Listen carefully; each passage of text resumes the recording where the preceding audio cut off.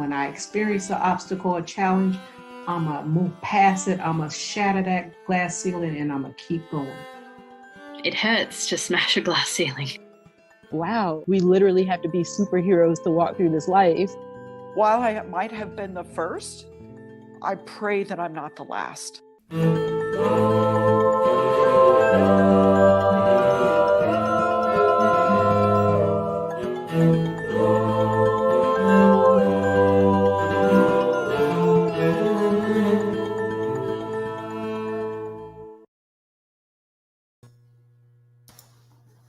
Hey ho, how are you? Good morning. Good morning. Happy Monday. Yeah. Happy Monday and happy Arizona. I'm in Seattle. Yeah, See, I never know where you are. Oh, it's so much cooler here. I can tell you. I loved it. I was actually cold walking around in my t-shirt. I was so happy. Yeah, I think we're going to be pushing 101 here today. But though I experienced my first monsoon in Phoenix, so it was there was a lot. Our pool was like up to the tippy top, so it was fun. Wow. Good to see rain in Arizona. I didn't think it happened that way. We need some rain desperately here. Rain. So we have a great day today, but I want to talk about next week. Just in case people are curious, it's Maria Moreno, right? That's right. Our electrician is going to be on. First electrician. Yeah. She's going to talk about women in the trades. So I'm really excited to hear her too. She's a very enthusiastic person. Mm-hmm. Yeah. She'll be a lot of fun. Yeah. Yeah. So we should talk about who's on. You want to talk about who's dropping? We can't. I need to look up who's dropping. Okay. Putting me right on the spot. That's okay. Yeah, that's okay. It's live. Our listeners know that. So it's going to be Michelle. It will be Michelle, of course. Oh, because Michelle's going to drop. Viewers and listeners, we are now dropping the audio from each Monday's episode on Thursday as a podcast, and that will shift occasionally to bring in some past guests who we haven't yet dropped, but we're shifting to do that. And just full disclosure, we want to keep the momentum going. We want, when one of our guests comes on and has these amazing stories and the publicity is going around the world, we want to keep that going for a variety of good reasons. But we have a few backlogs. So we're going to put some like holidays, like Labor Day's coming up, and we're not doing a show on Labor Day. So we'll drop one of our episodes from the past because we have so many great ones. I mean, I want everybody to hear everything. So if you're listening to the podcast version of things, we are going to keep that momentum going. Exactly. Let's talk about Michelle. All right, you go for it. Yeah, Michelle Stark is actually a friend of mine. I've known her for, I think, 11 years.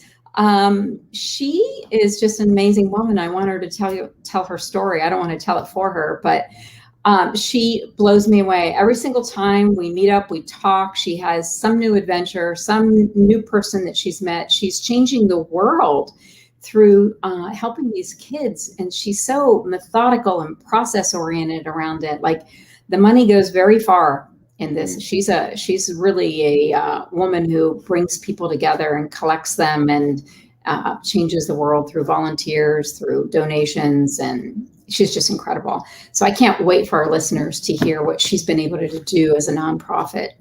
Can't agree more. And she and I got to chat briefly as logistics prep for the show. And she is so in the phrase that I have for her is in tune. Mm-hmm. She's in tune with you when she's speaking with you. She's in tune with what the world needs. She's in tune with herself. And that's powerful. Yeah. I'm excited for all of you guys to listen to her and watch her and interact with her. So. Yeah, her leadership is just unbelievable for these kids. So I can't wait for people to hear her. So let's bring her on. All right, without further ado, Michelle Stark. Yes.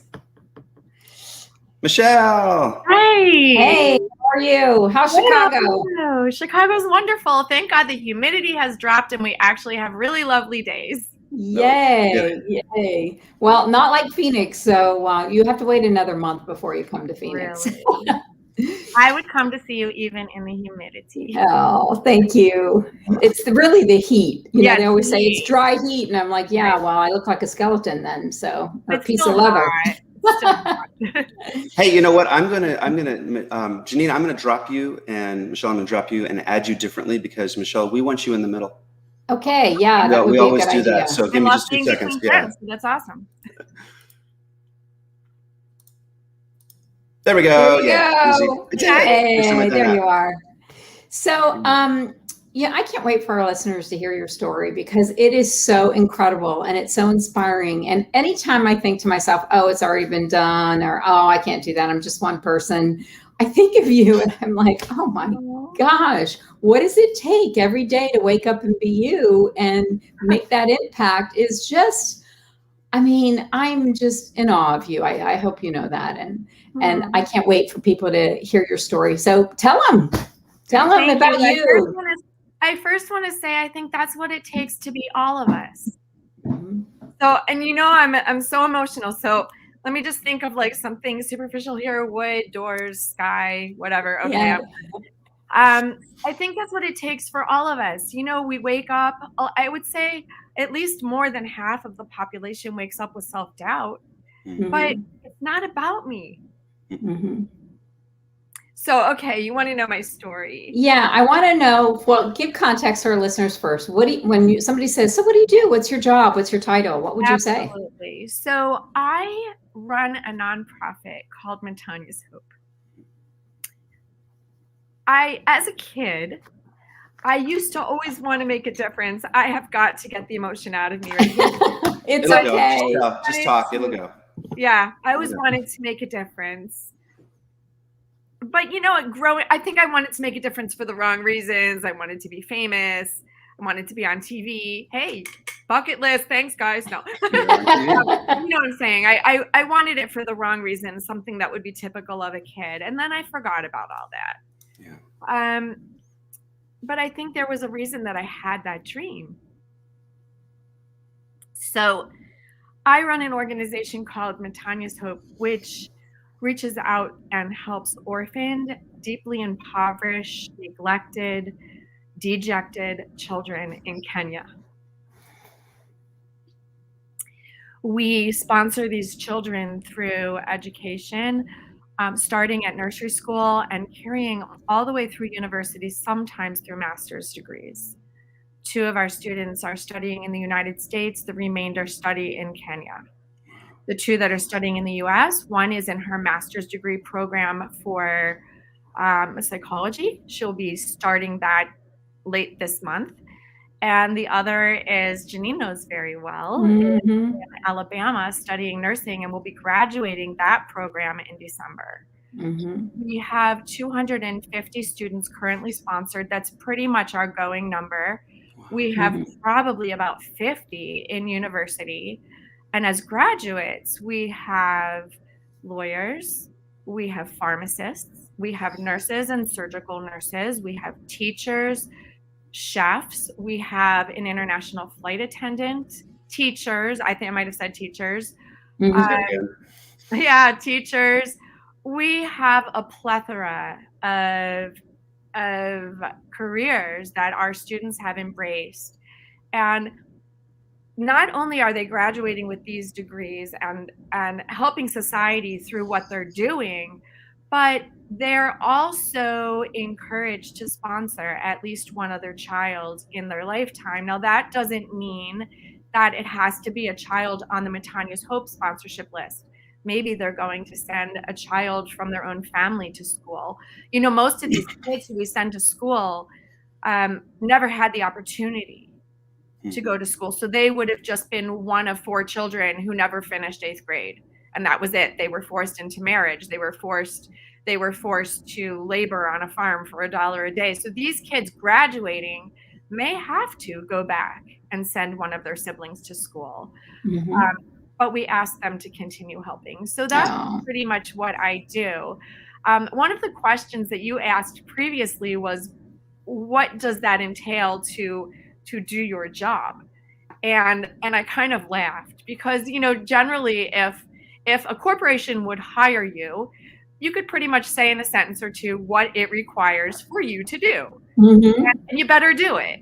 Right. But for me, because I am so focused, here they go again, but because I'm so focused on having as much of every dollar go to our children, I mean, that's why I do this.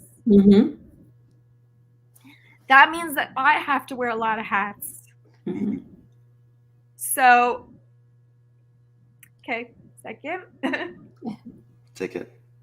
Well, when I think about paperwork and the emotional support and the finding the kids and having to look in a kid's eyes and say, I'm not really sure if it's going to happen now, but we'll do our best kind of thing. I mean, you can't, I just think about all that. But before we get into all that, I want our listeners to know how you picked Kenya, how you picked. I will tell you that story. And before I go there, I just want to say, in response to what you just said, there's a little boy whose eyes I'm looking into right now named Dennis. And so as I speak, if any of you listeners feel compelled. Mm-hmm. Yeah. You can see him before you. The universe provides. Yeah. It'll be okay. Yeah. Yeah.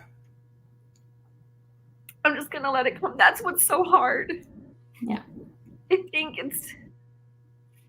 it's not just your kid asking for a new shirt. These are kids who don't have food. Mm-hmm. They don't have shoes. Sometimes they sleep on a dirt floor with not even a blanket, certainly no mattress. And they're on that dirt floor hungry. They haven't had food that day. They go to bed hungry. They wake up with hunger pains. Perhaps they live with a grandmother, and the grandmother promises them because their parents are dead. The grandmother promises them that there will be food in the morning, but there isn't. There is what they call black tea, which for a Kenyan is a total embarrassment to tell anybody that you had black tea for breakfast. It's river water and tea leaves, maybe even boiled for the second and third time. There is no sugar and there is no milk. And that's why it's embarrassing. We can't even afford sugar and we don't have milk. And they're devastated. Some kids don't even get black tea. They don't even get water if it's a drought season and the rivers are barren and there's no place to go for water. They wake up and go. That hungry tummy from last night has to just endure the day hungry again. Mm-hmm. So let me jump now to how we started. Mm-hmm. I always loved traveling, and I have been passionate about people and their stories. And I think especially people who are different from me. I want to know everything. I want to dive in. Like, to me, their stories are so colorful. Mm-hmm. And I think actually that even if a story doesn't seem to be colorful, the minute we get to know somebody, it becomes colorful. And people are lovable, even hard people. When you get to know their story, there's something lovable in them, even maybe more lovable, just harder to reach. So I've always loved that. When I was a young parent to my son, I hope he'll be okay with me saying this. I was working 3 jobs 7 days a week, parenting him, who was really struggling as a high-functioning autistic or on the spectrum with Asperger's child. So I didn't just work 3 jobs, but I had quite an undertaking in front of me every day dealing with him. And then we were celebrating my dad's 70th birthday. My parents decided, because it was such a monumental birthday, they decided to take all of us on a vacation, or to invite all of us to go on a vacation. And they thought about Israel because that's someplace that they're very passionate about, but we'd been. And they had been to Africa, both to Kenya and Uganda and South Africa so many times. And they landed on Kenya. So here comes the invitation. But remember, I was working 3 jobs, 7 days a week to make ends meet. So how am I going to Kenya?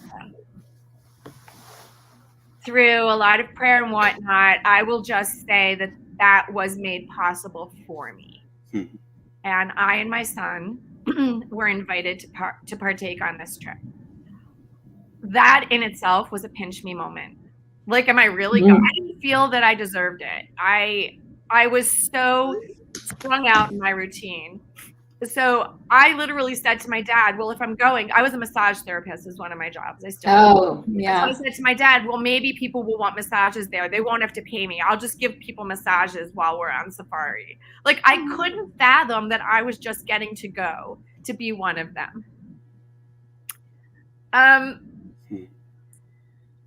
Okay. When we were there, my parents made a suggestion that instead of just being tourists, let's embrace Kenya. Let's get to know Kenyans and their culture. Now, we were already doing that, but through the eyes of a tourist and a safari participant. You know, we had tour guides and whatnot. And of course, we wanted to know everything that we could about them, but we wanted this to go further. And so we all embraced the idea of going to a couple of schools. You know where this is going.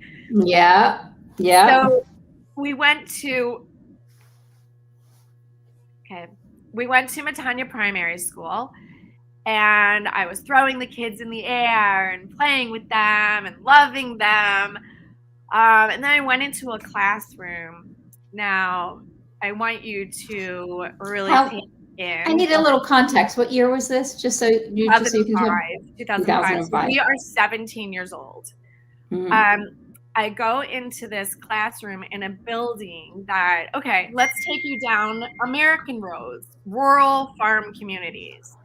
Old farms look a bit dilapidated if they're not kept up. And those wood boards that used to, here, I'll try to make it so you can see, maybe not, I can. Wood boards that used to smack up against each other and were moist, they were full of the moisture and stuff, are now spread apart. They're old, they could be knocked down in a second. This is what that school was like. The wood boards were all so separated. It looked as if I leaned on the building, it would fall over. Wow. When I went into the classroom, the floor was dirt, but because they had rained somewhat recently, it was a bit sticky in places as well from the mud. They had desks, but the desks they had these boards nailed to a table where there was hardly even room to stand up. Like if, God forbid, you were tall, you couldn't stand up. The board would knock you behind the knees and prevent that. And those desks could fit 2 kids squished, but 3 kids were at each desk. Wow. There was no blackboard. Wow. The day that we were there, it was very hot. And the sunlight was beaming through all those cracks just like the back behind me. That's what the boards were like, sort of. The sunlight was beaming through them, and all the dust was sparkling in the room. It was just, that's where I went. That was their school. Maybe 1 or 2 kids had pencils. No one had their own textbooks. Their little teeny tiny notebooks were like a newsprint quality, very dusty, dirty. And they would sit huddled together and borrow this stub of a pencil this big. They would borrow this little stub and share it between each kid so that they could all answer questions. That's what I saw. I was talking with a teacher, and she asked me, would you like to read the composition from one of the kids? And my truth was that in that moment, I didn't want to, but not because of rudeness. I wanted to play with the kids. I knew I was going to not be there in an hour or 2, but out of respect, I read it. I'm just looking up to collect my breathing. That composition was written by a 5th grade girl in English, her 3rd language, and it was the quality level of a college student in America. Now, I'm not talking about a Harvard level college student, but I am talking about somebody who would go to college, like on an average, who has an average writing capacity. That's where that student was writing at. Wow. In 5th grade. And I said to the teacher, oh my gosh, she's brilliant. She can do anything. And I thought the teacher was going to come back with greater praises. Oh yes, she's our student president or whatever. She said, well, she won't be in school next year. And so of course my question was based on my being brought up in America. Well, why wouldn't you go to school next year? You must be moving, right? Michelle. Yes. Can I time you out? Yeah. We have a special guest who wants to pop on, and she has a time limit. Oh my gosh, yes. So I have to let her in. Yeah, we'll take this right back up again in just a moment. Yeah. Let's let her in. And her cam was having issues. So if it Let's does, let's see just try. who. Hello. Oh my God. Let's see if we can see her. It's going in and out. We may have to try it again. Oh no. She's a student. We may have to try it again. She knows she's got to go to class. Hi. Hi, Lillian. Hey. Can you hear us okay? I know. Hey, I am so sorry. So, hi, I'm Lillian. I'm one of the students from Matanya Soap, and I'm actually 6 minutes away from being in class. Yeah. Thanks for taking 5 minutes with us. And we know you're highly responsible, so that's just not something you're going to miss. I know that. I know. I feel like, yeah. So tell me what your experience is to be in nursing did you school. ask me a question? Yeah, what's your experience to be in nursing school? It has been challenging, but I'm on my last semester, so I graduate this December. And I got in a little bit when Michelle was talking about how a lot of students were not able to go to university, and I definitely was. My other siblings are not in college. I was the only one who was able to go to college. And I did have my older sister who, through Michelle and a couple of other people, she was able to do a teaching degree later, but she was older than me, so she had to go back when it was available. But I was the one who was able to finish high school and then go straight to college. Mm-hmm. So that was you went to high school in Albany, Georgia. Admired. So let's do a shout out to Albany, Georgia. They that community raised you. Yeah, Albany. They did. It's home away from home for sure. Yes. Isn't that wonderful? You have two homes. Yeah. Well, thanks for popping on. We know that you have to go to school. Finishing. Mm-hmm. Thank you, Lillian. I'm so sorry. Thank you. It's great to see you. Thank you. Love you. Yes. Have a good class. All right. Bye-bye. Yes, sir. Bye-bye. Wow, that was a great. I wish we could have had an hour with just her. Yeah, she wanted to pop in and say hello, and I knew she was on a timeline. She, these kids are so responsible. They have to be on time, and they have to pass their test, and they have to get straight A's. They're like maximizing. At least she is like that. She has to maximize every opportunity. It's drilled into them. It is. Kenyan schools are very strict.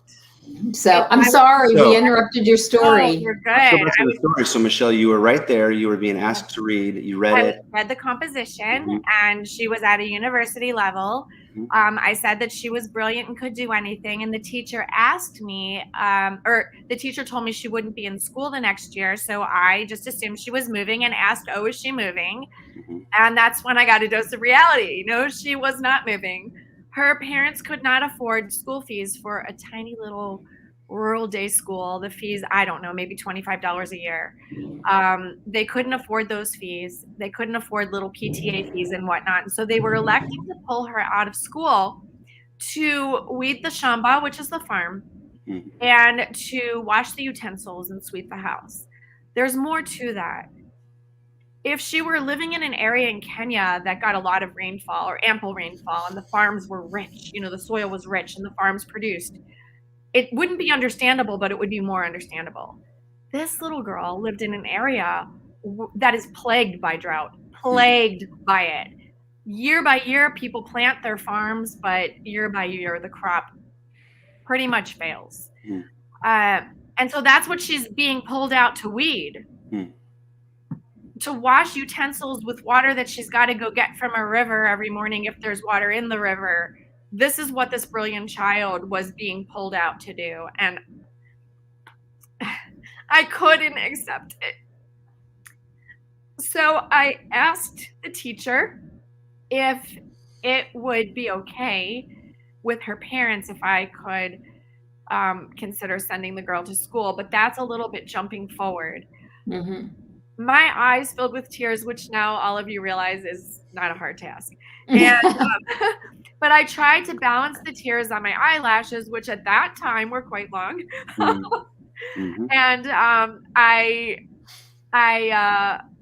I walked out of that classroom, respectfully, and I went into the teacher's lounge, which was a small version of the class. Distant wood planks, dirt floor, one tiny little wood desk in the middle, tiny little wood desk with all those teeny tiny notebooks and newsprint on top, all dusty. I walked in there and the tears are still balancing. I don't know what to do with them. And I don't know about you guys, but if I am about to cry, don't touch me. Don't talk to me. You got to let me breathe through it. My sister came up to me and touched my shoulders and said, Mish, it's okay. Those were the floodgates. And I'm like, it's not okay. It's not okay. There's nothing okay about this. And I started to explain it to her. Then the story gets a little more interesting. There was a woman who was in our group of tourists who all the hotels knew by name. All the concierges, when she walked in, knew her because of the amount of money that she spent at all the gift shops. Now, I'm not faulting that. Look, even I like to shop and, if I'm away, I want to get souvenirs for people, but it matters for this next reason. She came up to me and she said, Michelle, people in this world are poor. You can't change the world. You just have to accept it.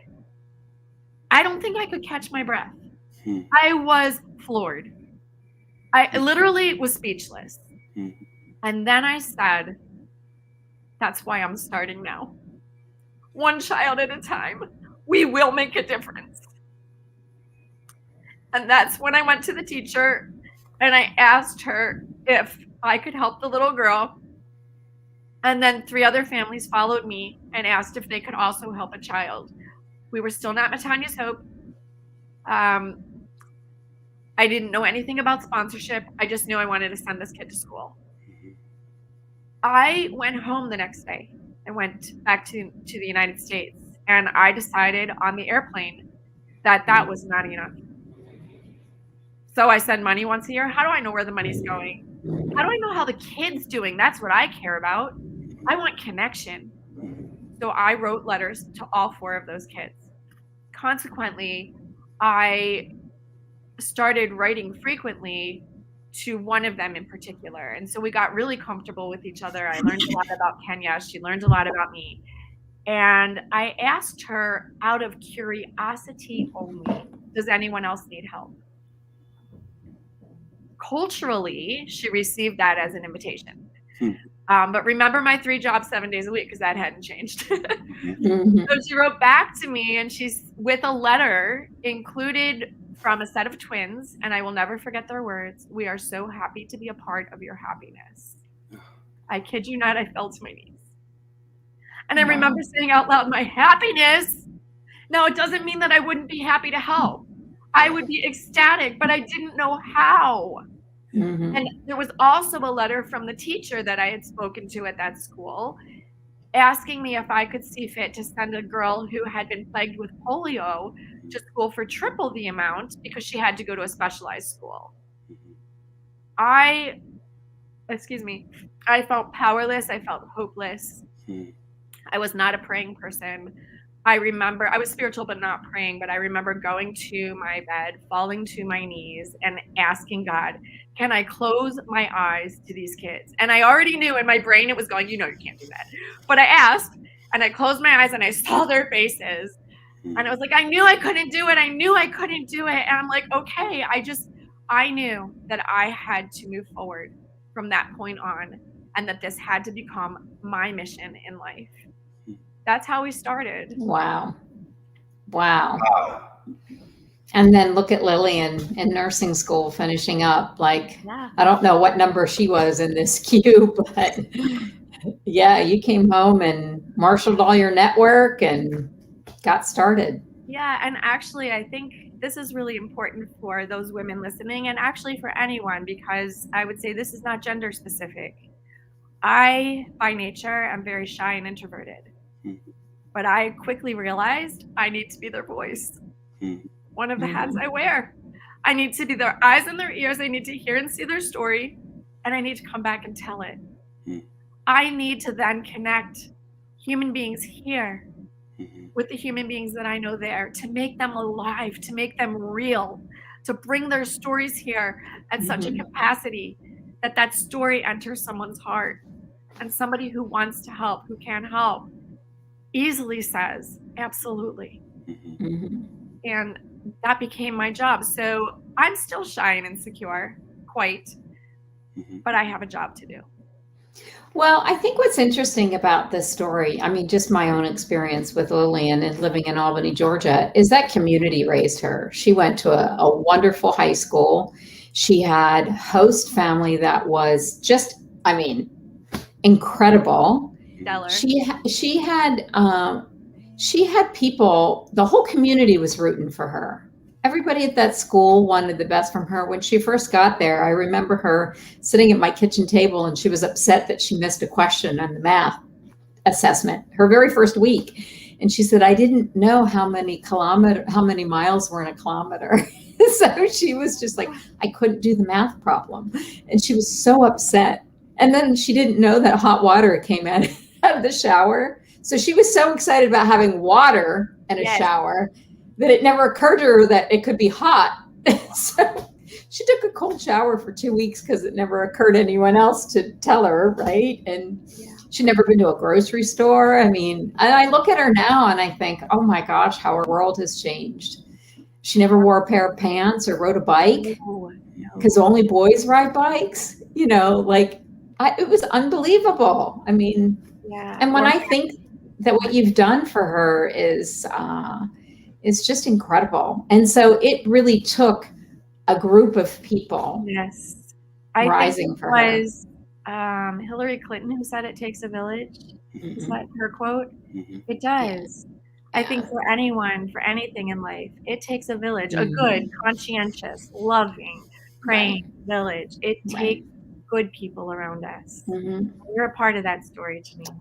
Well, I think everybody had a lot of pride in her success. Like everybody rallied around making a difference. And I think it's no one person. Yes, you organized it, and I love you for that. But when I see how much joy she brought everybody in that community, it was amazing. It's really amazing. So Michelle, I want to jump in. Yeah. So this is saying a lot about who you are. And Jeannine, I'm sorry for cutting you off. No, it's good. You know, I'm really good at that. But Michelle, I want to go back in time even further, because we do want to hear a little bit, because this is one of our normal questions, but I'm fascinated to ask this based on the things that you've just said about you. And I want to center on, for a moment, the passion that you have, your heart for people, your willingness to overcome yourself, your willingness to learn. Those are huge components of who you are. I want to go back in time to when you were a child, to when you were an adolescent, to situations, events, issues, challenges that you faced that helped shape you into who you are now, who has those qualities. So you choose where you want to go to, but I'd like to jump back in time for a little while. Okay, sure. The first thing that came to my mind is when I was in fourth grade. I think Lillian sparked this memory. When I was in fourth grade, I was taking a history test. I was panic stricken to take tests.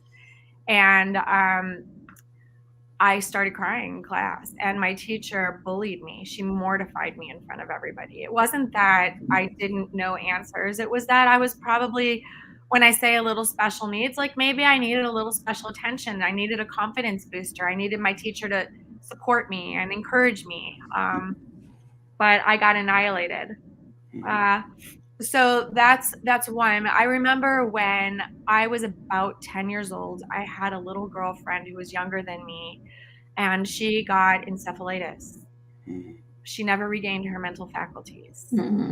I was devastated, and I I remember feeling the passion in my heart, the compassion in my heart. I wrote letters to her sister, to her parents, always wanting to have them know that I cared, that I loved them. I wanted to know how my little friend was, but I also wanted to know how they were. So I would say that's where I recognized that my empathy was born. I remember my dad had my parents had a Japanese garden. I think my dad loved gardening a lot. That's why I think it was his. But they had a Japanese garden, and there was a Japanese gardener who came and helped him with it. And he told me a story about his daughter who used to sit in the garden with her hands out. You can't see me, but her hands were out to the side. And the birds would land on her hands, and the deer would walk up to her. And I wanted to be her. I used to go outside to her Japanese garden and sit, but no deer ever came up to me or any birds landed on me, except for in Venice when it landed on my head and pooped down the back of my head. That was another story.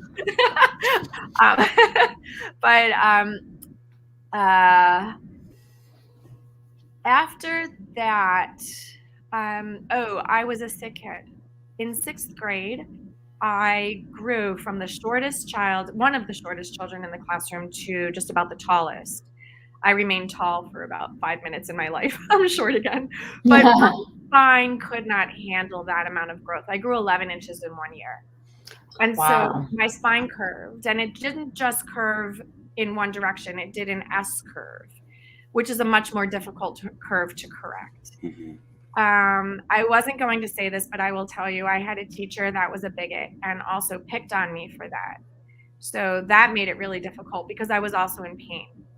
And so I was in pain and I was being picked on. And then I got put into a Milwaukee brace. And this is a brace that went from here, like my head had to be really high and stiff. I had metal bars going around the side of my neck. I had a protruding metal bar out the front and 2 protruding bars in the back. And it went all the way down to the bottom. So I sat very straight and I had to turn like this. And I had to be courageous and go back to school with that brace on. And I was told by the boy next to me, you don't need that. You're just doing that for attention. Well, today I can tell you that that boy was insecure and wanted attention. But in those days, that was kind of hurtful because I'm all about truth. And that was not my truth. So I had to deal with that. When I was a sophomore in high school, still wearing the brace, I also required surgery. My parents had to sign death and paralysis papers stating that they acknowledged that could happen. And then I went back to wearing the brace. I missed the season where girls my age were beginning to date. I didn't feel pretty. I didn't feel equal. I was just me, but I definitely missed being submerged in the culture of high school. Today I'm glad because I don't know what path I would have taken. So I'm glad that I was kept at bay. When I was in university, I went without my brace, and all of a sudden I had the attention of men, of young men in school. And where that felt good, it also made me a little mad. Like, you're the same guys, not literally, but you're the same guys who wouldn't look at me twice with a brace. You can look, but honey, you know, I wasn't having it. I didn't trust. By my sophomore year, I was sick again and I needed to go in for surgery, and it was discovered that I had borderline ovarian cancer. So 3 days after my surgery, excuse me, 3 days after my surgery, I asked the nurse, or I think it was 3 days, I asked the nurse if I could start getting ready to go home. And the nurse, she was a friend of mine by that point, you know, she was my nurse. And she said to me, well, the doctor wants to speak to your parents. And I thought, well, that's odd. I mean, okay, but that's odd. I said, I'm over 18, I'm 21, like he can talk to me.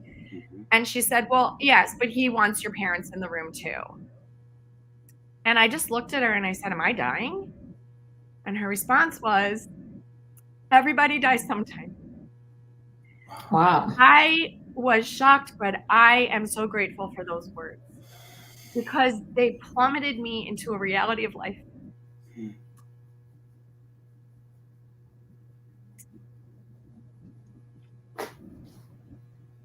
I think they helped me build empathy, understanding for others. It also, my biggest focus was I was willing to die, but I didn't want my parents to lose their daughter. I think that those experiences helped shape me. I'm grateful for them. Yeah. I very much care what people are going through. I want to hear their stories. I don't let it rest at the surface unless it's, you know, just a hi-bye type relationship. I really want to get in deep. And I want people who I know to know that I love them and that I care. And I think that came from those experiences, or at least those experiences helped to grow that to a new level. There was another experience, which I mentioned to you, Joshua, earlier, but I think I'd like to leave that till later. I will not abandon it because I believe that it can help other women out there. And you know what? Even men. Yeah. Oh, that was really weird. My computer just like almost restarted. That's good. We heard you. Okay. Yeah. Yeah. Even men. So tell us a little bit about conflict. Tell us how you've moved through adversity and people telling you you won't be able to do this, you're not going to make a difference, you can't. How has that changed since the last time, since, you know, this whole thing evolved and you've changed, and how does that happen? Well, when I first started, I was told by somebody very close to me, you can't do this. You don't know the first thing about nonprofits. And I remember being quite shocked and disappointed and probably hurt, but it didn't stop me. And so the first thing I would say is, if it's in your heart to do something, do it. And that's exactly what I did. I didn't know what I was doing, but I wanted to do it. And so I had to figure it out. And you know what? I will say, when you step on that path, on that adventure of doing what speaks to your heart, the people who you need to be in place will be there. Right. Open your mouth, say what you need. Somebody knows somebody. You will find the people to help put the pieces together. And I did. So I would say today, conflict management is very different. Some of it is gender-based. In Kenya, women do not, Kenya's behind the times when it comes to United States, but United States is also behind the times gender-based, right, for equality. I mean, we're still not on equal playing grounds. But I still today deal with conflict management because there are certain men that I have dealt with through Matanya's Hope from the Kenyan side who want to usurp the decision-making role, whereby I embrace their decision-making capacity and contribution. It's not their solitary role. And they indeed believe that it is, and will go to the nth degree vehemently and angrily and with hatred and venom. Wow. Now they're no longer serving us because of that anger and venom and lies that went with that. But that is the culture there, and so it's very difficult to navigate that. Yet we must, and we do. But it's definitely something we must navigate. Here, I would say the biggest challenge that I face is not in leadership per se. That challenge would be me. I have to remember I'm a leader. I have to remember that this is my responsibility, that I must be the voice, and I need to get that courage and go out there and do what I must do. But the challenge that we face here is Kenya has just come through a huge attack. I'm not talking about army. They suffered through swarms of locusts that were 25 miles wide by 36 miles deep. Flip it around, 36 miles wide and 25 miles. It doesn't matter. What matters is that these locusts were flying into these rural villages aside from the deafening sound, they were devastating these tiny little farms. Now, these people don't have McDonald's or any type of restaurant that they're going to go to for food. They can barely afford, like their farms are so small, they don't even support these families, but that's what they have. And now that food is ravaged. On top of that, there's drought. On top of that, there's COVID.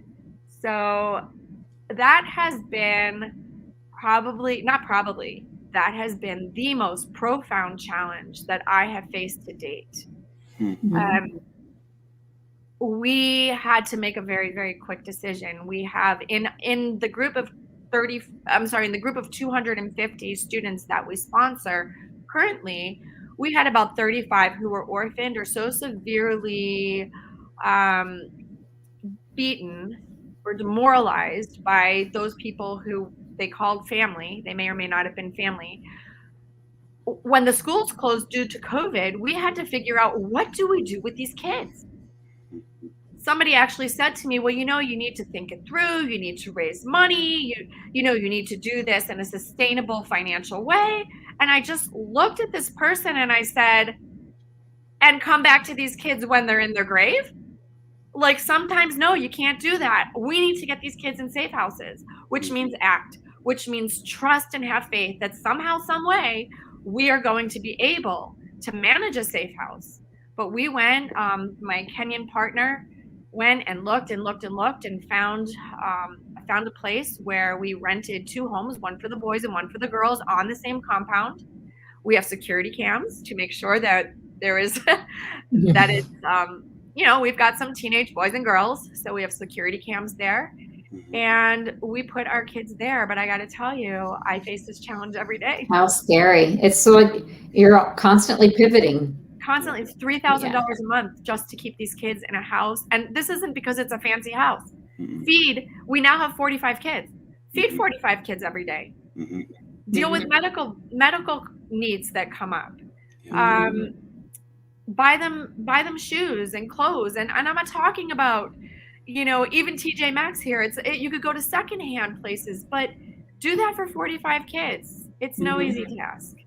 So that is my greatest challenge at this point. And I just feel like we're constantly in need. And by the grace of God, we constantly are still doing what we're doing. These kids are in houses. Yeah. These kids are being fed. I'm struck by how there seems to be an intersection in so many of the things that you're talking about. Like, you go on a safari trip, Kenya, and your life changes. You read a little girl's essay, her life changes. It's sort of it's once you know, you can't not know. Once the universe speaks and puts you on a path, it's sort of, and so all these things with COVID and the drought and the locusts now create a safe house. And because that happened, you probably marshaled resources and put things together that if you had planned and thought about it, it might have taken a couple years. But because Stephen says, my husband says that invention is the necessity is the mother of invention. Necessity is the mother of invention, right? Yes. And so I just think that that's exactly it. It's just responding in the moment and being able to pivot and be flexible and problem solve. And I'm just amazed by that, because it does take that. It does. And it doesn't mean that I have to be the best problem solver in the world. I'm not. But I have to be willing to problem solve. The rest will help out. Step in. Yeah. Get wet. We still have quite a deal to deal with, as far as the safe house goes. We actually just bought land. We have a little over 1 acre of land. I wish it was 10 acres. We have a little over 1 acre of land, but we do want to build our own safe house. Why? It's not for ego and pride. Why should we be spending rent, paying someone else's mortgage? Let's build something that we own, that these kids have as a legacy. What happens if I die tomorrow? Where do these kids go? We need to have a place that they can call home. That's their legacy, that when other orphans come into the mix, other kids who are destitute, that they also have a home, and this giving, this love, this nurturing can go on and on way beyond my years. Mm-hmm. So that's my next really big desire. Yeah, that's my next big desire. So if you had to guess, how many people have donated? How many, like when you think about how many people this took to do this, I mean, this has been going on for years. Yes. Universities, families, flights, visas, paperwork, healthcare. It's overwhelming to think about. I know you just take one day at a time, but oh my gosh. Yeah, well, we're 17 years old. I really couldn't tell you how many people donated. What I'll say is, I guess before I answer that, I want to give you the overview of all that we do. We build houses for widows and orphans. We have built classrooms for schools that are lacking. We put in rainwater catchment system, 10,000 liter holding tanks that catch the water off of a rooftop, sift it so that no debris is going in there, and now supply 10,000 liters of safe drinking water for families, churches, schools, orphanages, and medical clinics. We just gave one to a maternity clinic that was using river water to deal with, and river water that animals go into and urinate in and defecate in, and people do their laundry in, and this water is coming back to deal with women who just gave birth. Yeah. So, I mean, the list goes on and on with the things we do. We feed over 2,000 children every day a meal of hot, nutritious porridge that these same kids can go between 1 and 4 days without a meal at all. So when you say how many people donate, with all that we do, we sound very large, but we are not. We have, in some ways, on one side of the coin, been blessed with donors who participate. Like, for instance, one child needs sponsorship and a donor comes through and says, I would like to send them to school for $1,500 every year, $125 a month. A child can go to boarding school. They get their uniforms, their shoes, their books, they get transport, they get minor medical. And for once they can be a kid, they can study, they can play, they can live out the dreams that we're all supposed to be living out. Hope. Who are we meant to be? And they can become it. That's what sponsorship is. But it's usually one person, one kid, one family, one kid. So you ask me how many donors? It's not as many as you think. Sometimes it's a group of people. Like a group might say, we'd like to place a rainwater tank in a village, and they'll come together, maybe 10 people. Right. Maybe a whole church congregation comes through and sponsors a rainwater tank. But in general, it's not as many as you think. Michelle, throughout this process, I'm sure you have, and you've touched on it. Have you experienced pushback because you're a woman here in Kenya? Yeah, in Kenya, I touched on it. In Kenya, I definitely touched on it. Just a bit, yeah. Here, I think my pushback as a woman my pushback because I'm a woman would simply be that I was told that I can't do this, that I don't know the first thing about nonprofits. Like, it was adamant. You can't do this. Like, there were facial expressions. You can't do this. You don't know anything about nonprofits. I tend to believe that's probably because I'm female. Based on that person's experience in life. They grew up at a time when women didn't excel. Women were meant to be in the kitchen, pregnant, doing laundry. It's not a fault of their own per se, but that was their perspective, and I received it. I don't know that I receive a lot of pushback here in the US because I'm a woman. Maybe it's because I don't look at life through that vantage point. I want what I want. I know what I need. I'm out there to get it. I may think you don't like me if you don't respond to me the way I was hoping you would. Like, oh, they didn't like me, but I don't think it's because I'm a woman. So, yeah. What do you do for self-care? I mean, what you're doing is stressful. Yeah. I had to learn self-care because I actually got really sick doing this. I was working 70, 80-hour weeks. And I just want to say, prior to saying what I do for stress care, that like I went to Kenya and I used to think that I was the only one who got fleas. Like I would sit on these chairs in people's homes and I would be jumping. I'd be like, oh my gosh, you know, they're on farms. So I'm thinking, you have fleas on your chairs. And then I'd get bit on my arms and I'd get like 50 fleas. Literally, to be honest, I would get like 34 flea bites along a line on my leg, along a vein. And so I'm just assuming they're fleas. And for whatever reason, they like me and not you, you know? But then one year, just a few years ago, it started here. I clearly don't have fleas. And I realized, oh my gosh, it's my stress. Because I can feel my stress going through my body when I get amped to that point where I literally, it feels like this. If you can imagine this sound going through your veins, literally through every vein, zzz, that's what was going through my veins. And I couldn't help it because I knew I had to get stuff done. So now I, for self-care, take it very seriously. First, I would say I breathe. Seriously, right now, I just breathe. I realize that I'm here and all is well in this moment. All is well. Even if I'm facing a calamity in this very moment, all is well. I'm okay. I do Kundalini yoga. I try to practice every day. I do meditation. I pray. And I journal.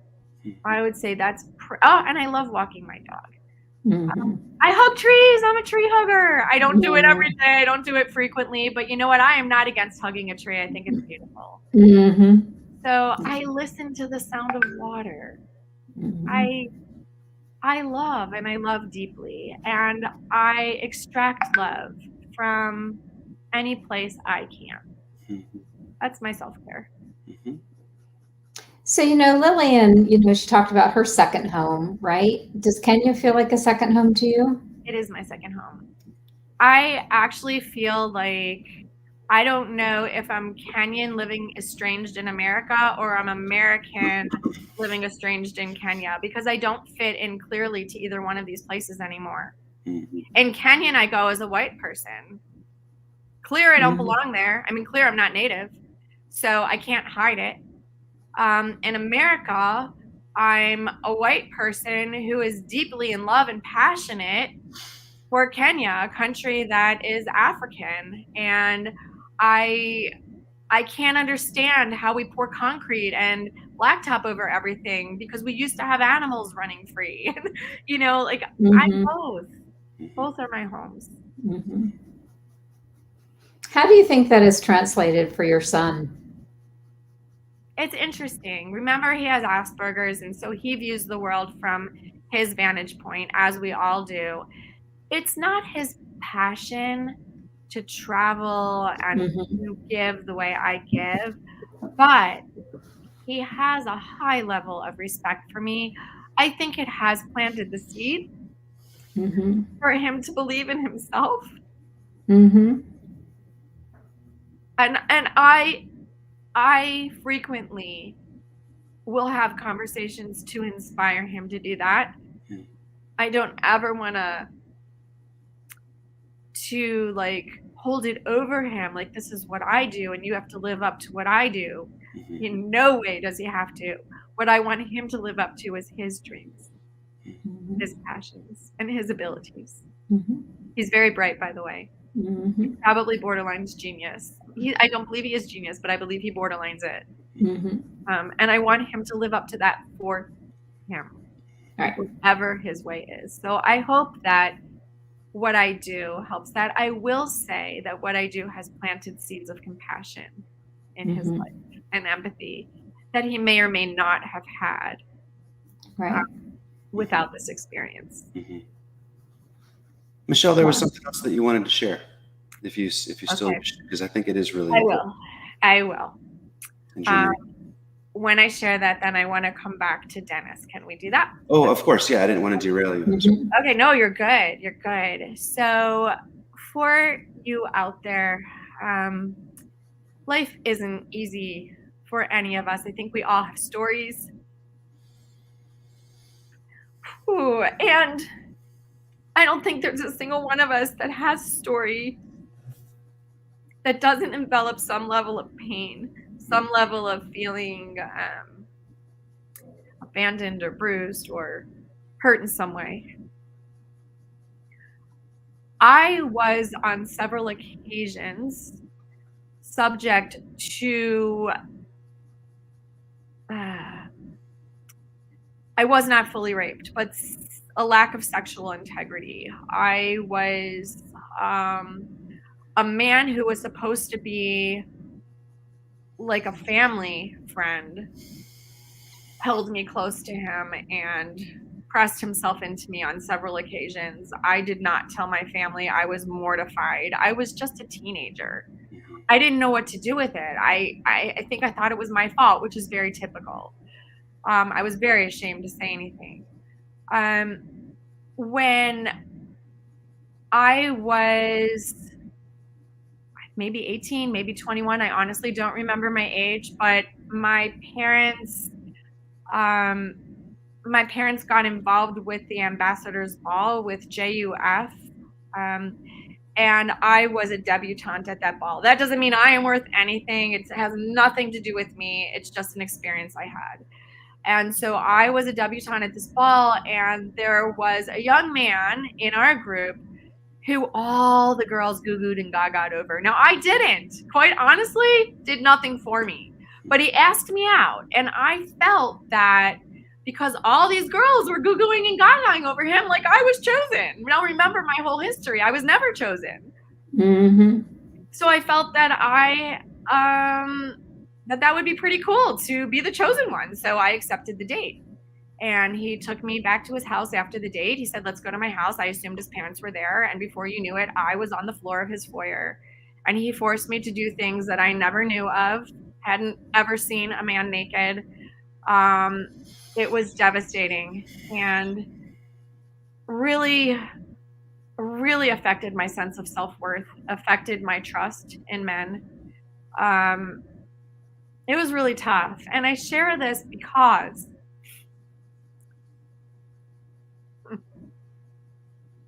for you women out there, young and old, you have a voice.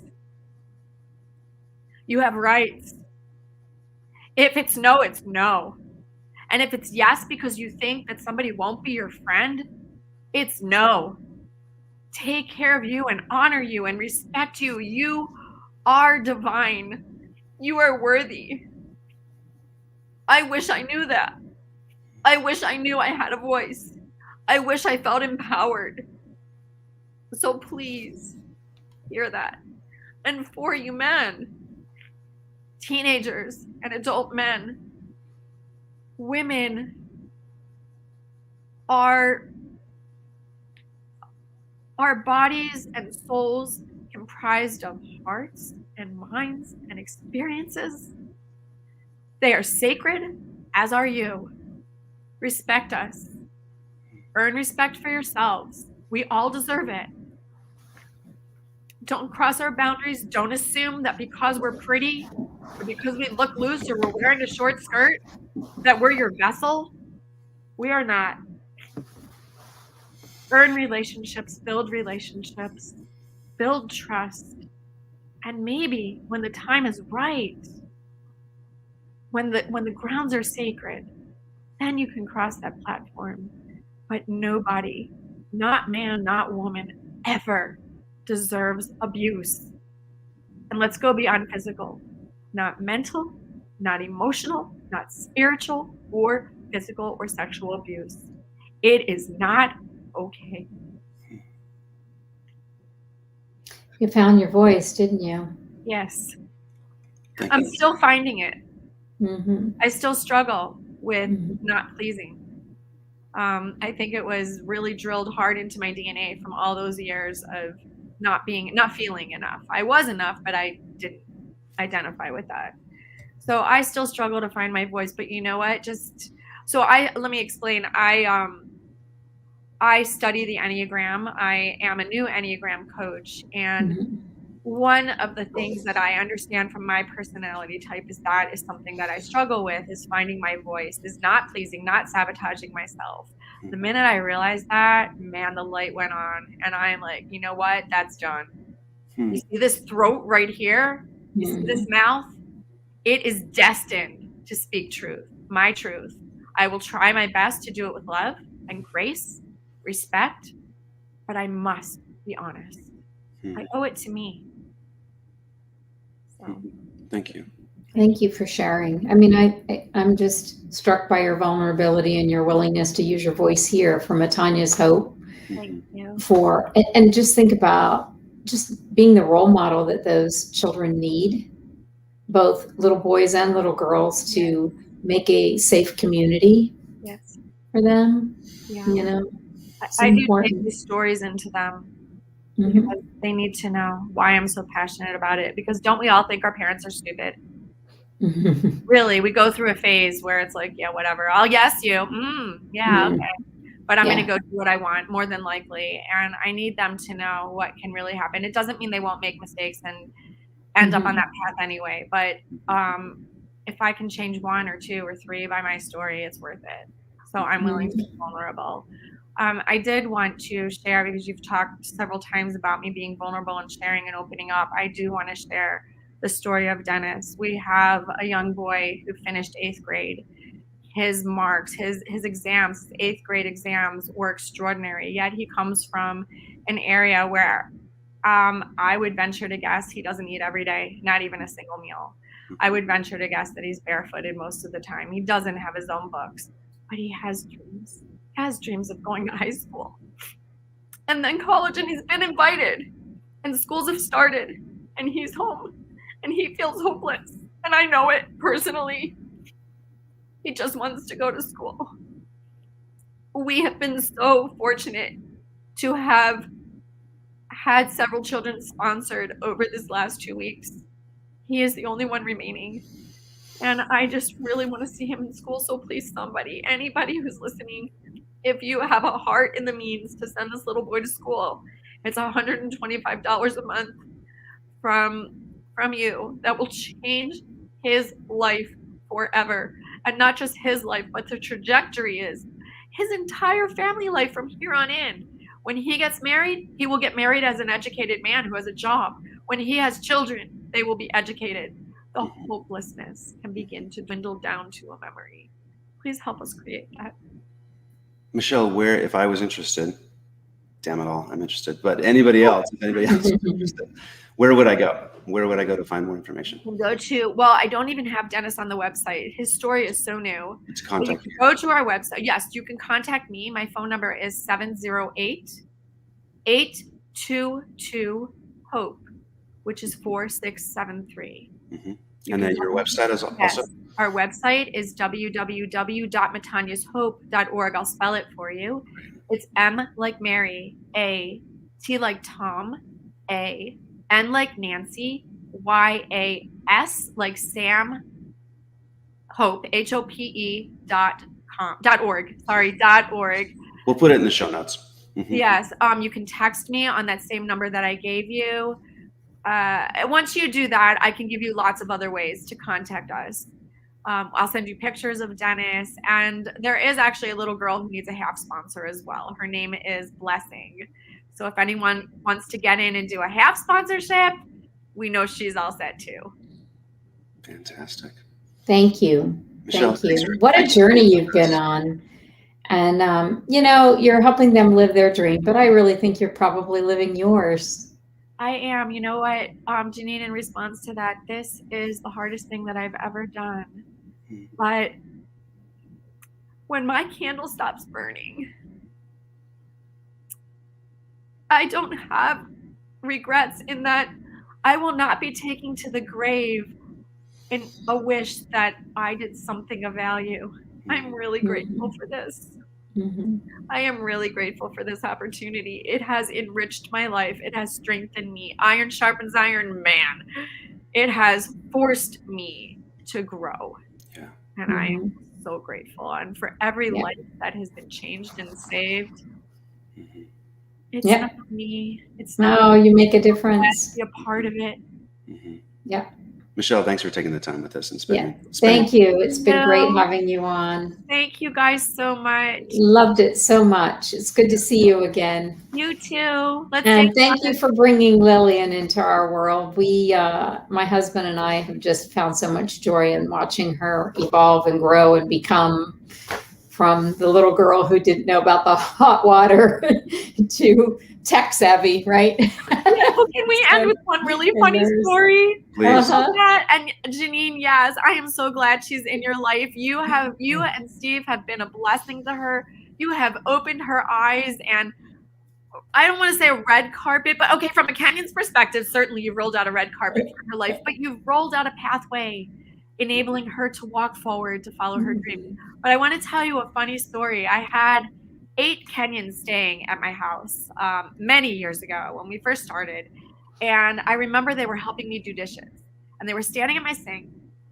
And they had the water dripping like this. I'm like, what are you guys doing? Well, we don't want it to run out, Mom. And I'm like, no, this isn't a rainwater tank. Go ahead, use the water.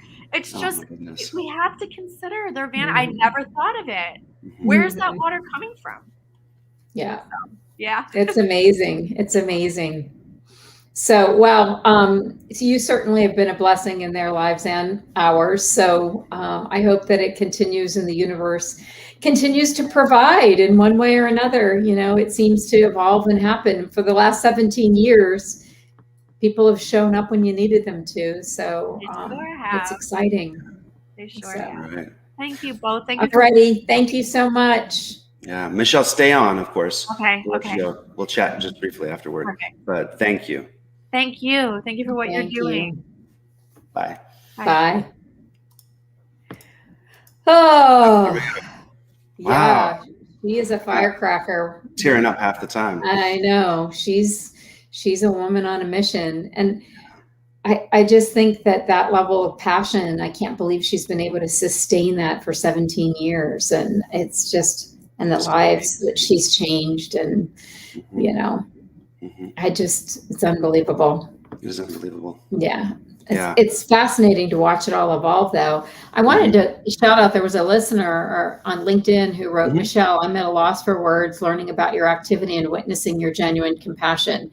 We can never be tireless enough to fight compassion fatigue and to allow our authentic feelings to surface, leading us to take energetic action for the benefit of our fellow human beings. Thank you all for bringing Michelle and her organization to our attention today.